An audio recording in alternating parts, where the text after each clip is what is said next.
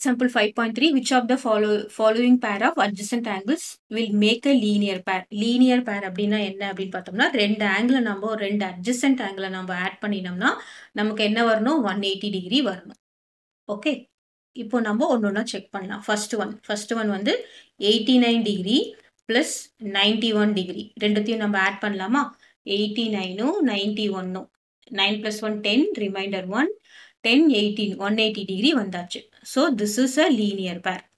First one is linear pair.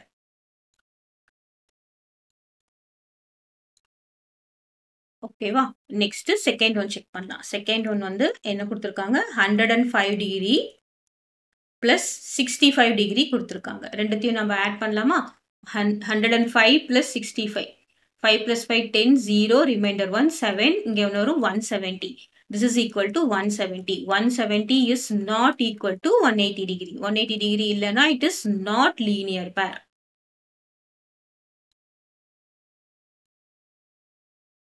ஓகேவா?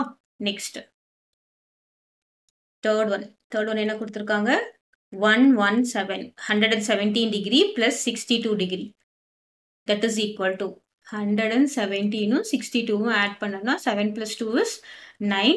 இங்க என்ன வந்திருக்கு? 7 179 இருந்தாலும் it is not equal to என்னது? 180 degree.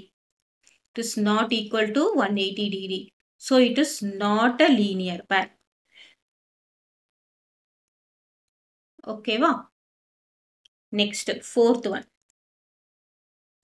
என்ன கொடுத்துருக்காங்க? 40 டிகிரி plus 140 degree. 40 plus 140 என்னது? 180 degree.